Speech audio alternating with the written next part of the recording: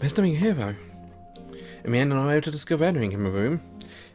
Even so, my heart aflame like this, I don't feel I can simply go back to a dormitory where my amity partner awaits. Which is why I'm now standing here in a dark room, with my mind still in turmoil. This is a space I've once been desperate to enter in order to dig into my amity's past. Now, as president of the Council of Nicaea, the club room keys are in my charge. I can slip in without any issue. Glancing at the clock on the wall to make sure it's not time for the staff to patrol, walk over to where the paintings were stacked in a corner awaiting disposal. They're gone. The paintings have already been disposed of. All of them were gone except for the painting I'm holding on to. The painting of a message, Mayuri's painting. A series of works depicting the Holy Family. I recall how my heart pounded when I first came across them, and how I felt when I found a message she left for me. She wanted me to save her. That was my first instinct. I felt she was reaching out to me. As I appreciate her study of Virgin Mary, I think of her. Sweet, smart, kind. Brimming with vitality, her slender frame hummed with energy. She wasn't the most expressive girl, so each genuine smile from her was like a miracle. It brightened the very air around her. Like a sunny spring day, my amity. We found each other in a darkened library, lit only by a silvery moon, and on that night we came together. I was sure we both felt like we'd never been parted. And yet Mayuri disappeared without a word. Suddenly reminded of Mozart's magic flute. A prince and princess join hands to overcome the trials of fire and water in a journey of love, justice and mutual understanding. I was once alone and I found someone who got to trust myself too. When I abruptly lost her, and I was searched for her. That's why I thought of a magic flute. A sudden noise freezing me at the spot. Did the wind blow something over? No. My senses tell me it was a sound made by a person. I feel a presence behind the noise. My heart is in my throat. Is someone there? Whistle echoes through a deserted room with a starting volume. Ren?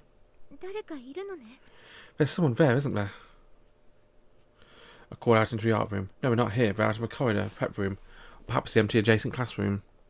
Either way, I sense the presence of a sentient being other than myself. This kind of insight only comes from a sense that's sharpened to a pinpoint. Are you a Hookman who's scared of this basket?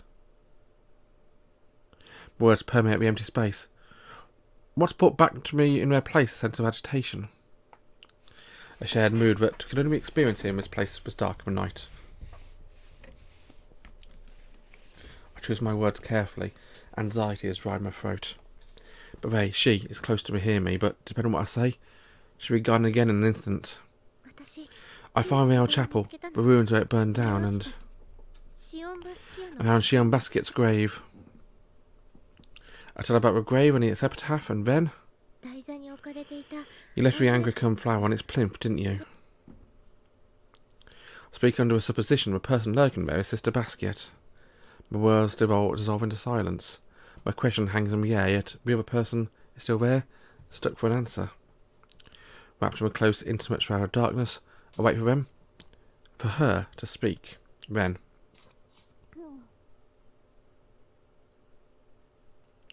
Someone in the darkness says my name. Could they tell it's me from a voice? Then her person Dali Basket, or opposed, or someone else knows me well. My brain began to speculate top speed, but the way her voice said Suoh, I recognise it.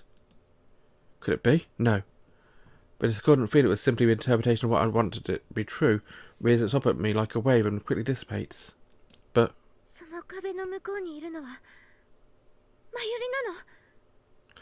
are you there on the other side of the wall, Mayuri? My beloved. There's no way to mistake the voice of a girl I love.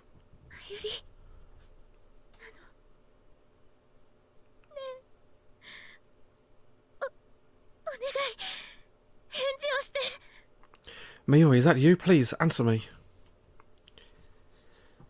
My voice quavers. The cold is gone. The dark has vanished. Sweat blooms on my brow. My feet aren't on solid ground, but as though I'm floating. Again I hear Mayuri's voice.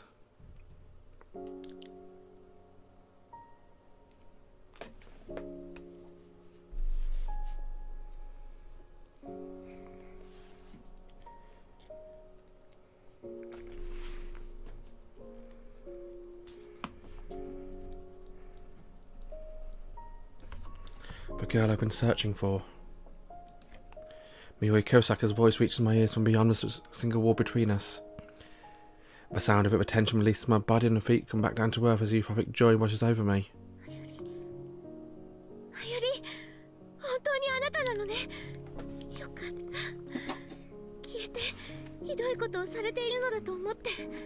Mayuri, is it really you? Isn't it? Thank goodness, when you disappeared I thought something terrible might have happened to you. Why did you go out saying anything? Was it something to do with your family? Was there some reason you couldn't tell me?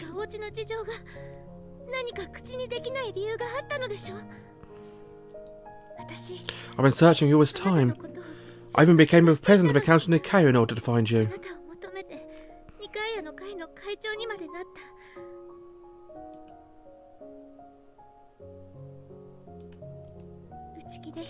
Can you believe it? Me, the eternal introvert, president of the Council of Nicaea. Rika-san's helping me as vice president. I continue talking to the wall while no response comes. Sense is still there on the other side, listening.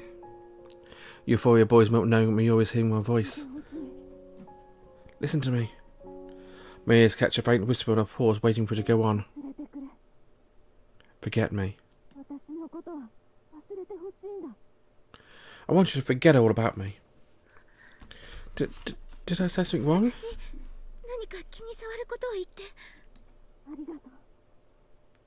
Thank you.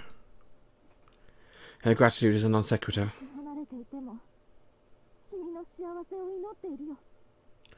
I'm praying for your happiness, even if I can't be there with you. Those small words tell me. She has no intention of coming back. Her presence gradually fades along the intimate atmosphere.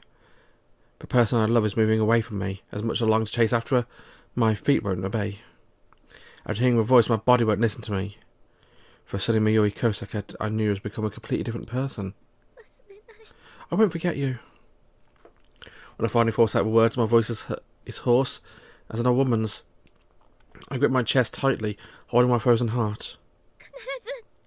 I'm going to come for you, Mayuri. Her presence is gone. I'm simply shouting to avoid she left behind.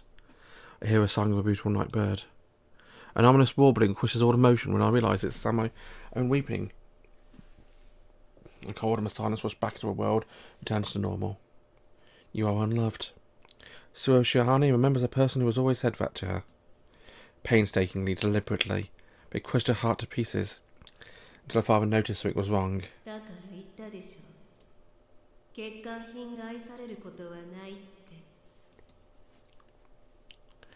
Directly into Suoh Shirahane's ear, in a tone more intimate than Mayuri's, more intimate than anyone's, her stepmother whispered to her.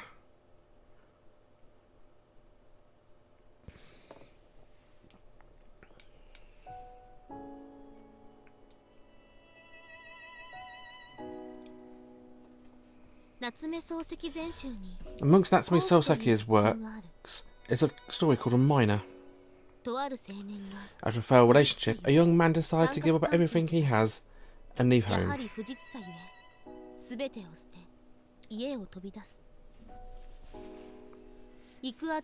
As he is wandering around with no clear destination in mind, he meets someone who talks him into coming to work at a mine. During his 5 months working in a mining town, the man meets various people.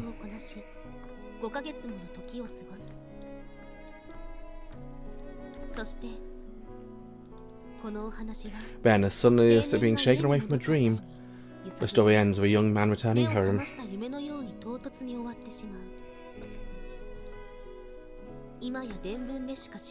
The person I love found the tale interesting for its detailed portrayal of a knife, but is now in modern times almost unimaginable.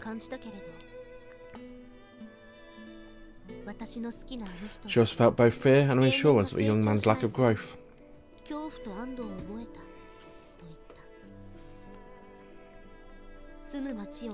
Though he changed where he lived, his job, and the people he associated with, though he enjoyed hardship, ultimately the man's way of thinking didn't change at all.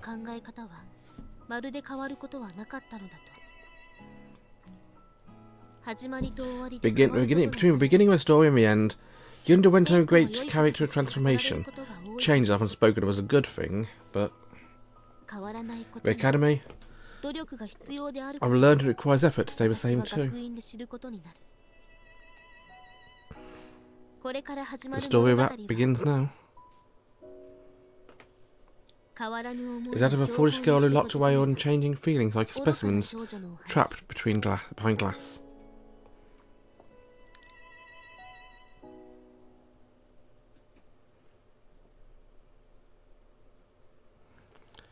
Chapter 2. Mineur, the Miner.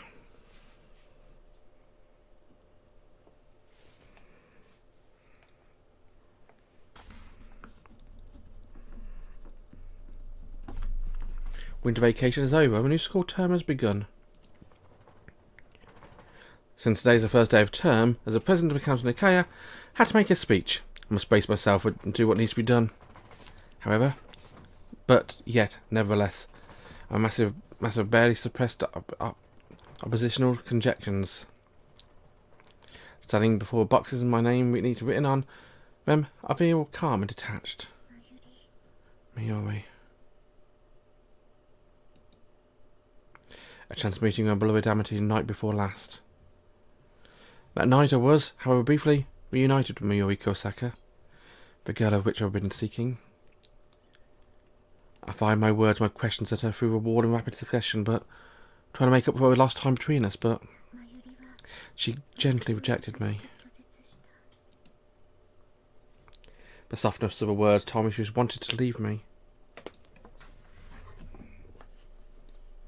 Impassively, I opened the first box and examined the contents.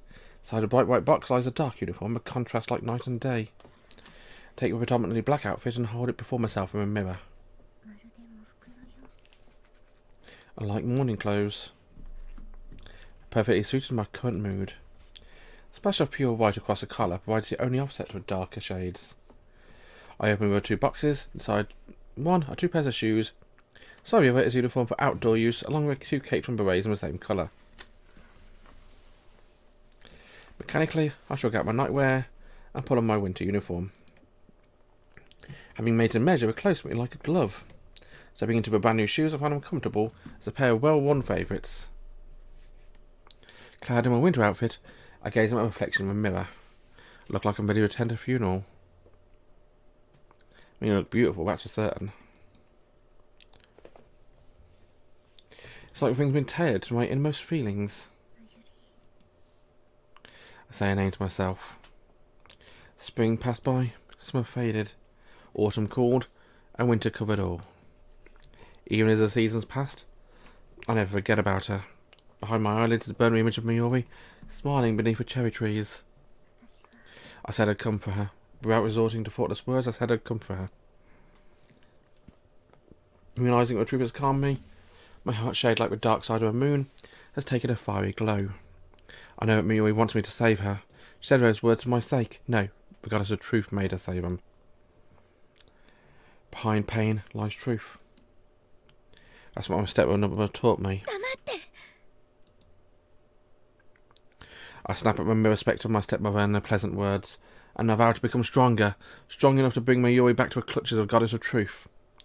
The glaring of weaker self I see reflected, to turn towards the bed to wake weaker from her slumber.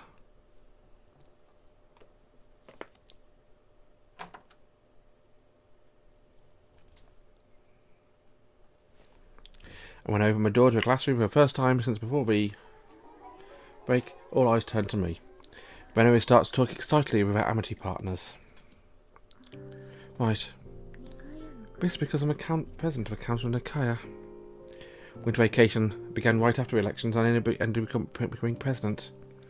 That fact still hasn't really sunk in for me, and probably even less so for my classmates. I hear a whistle from behind me. Are you for real? Erika-san? Running her eyes over me from head to toe, she regards me with disgruntlement. You're really rocking that uniform, huh? No, oh, come on, don't tease me. I'm sorry, but I've never once told a joke or lied in my entire life. No, but seriously, you're really rocking them like Mayuri and more than Yatsushiro senpai? I clear my face, blushing hot with embarrassment of a compliment. I think you look even better in it, Erika-san. Thanks for the flattery, but I don't know. I feel like the clothes are wearing me. About to say something smart right around my face when... Wow, you really do look amazing. It's indeed a sight worth seeing. Spotting me as soon as I enter a classroom, the twins come dashing over. Good morning, Suoh-san. Your winter uniform looks incredible on you. Very stylish indeed. Is today Suoh Day? Many stares are converging on me as the twins loudly sing my praises. I feel myself starting to sweat on their gazes. It's just like Richan said. You heard it from Rika-san? Indeed we did. Said that when she woke up and saw you looking like that, she thought she'd died and gone to heaven.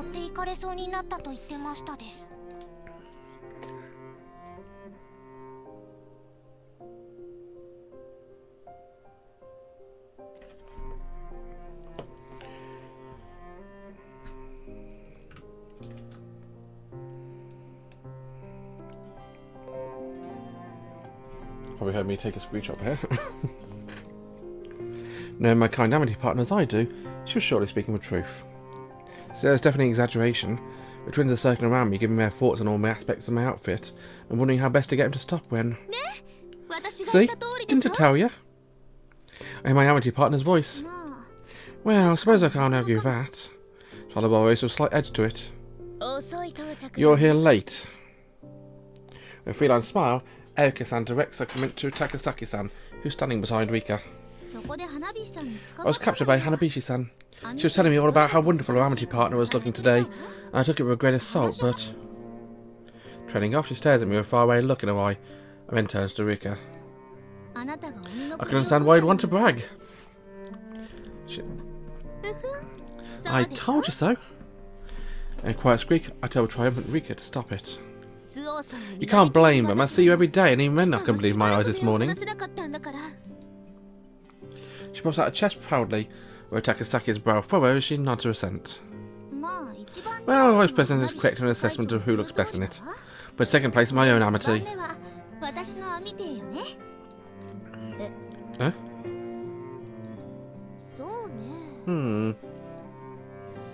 Wonder if she had a private conversation before arriving at the classroom.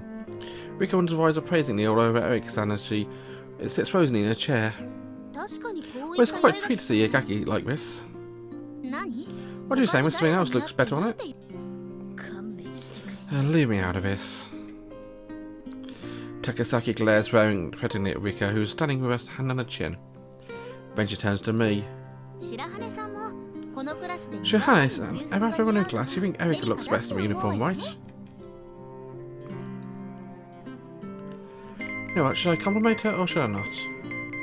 You know what? I'll think about it and let you know next episode. Until then, bye-bye.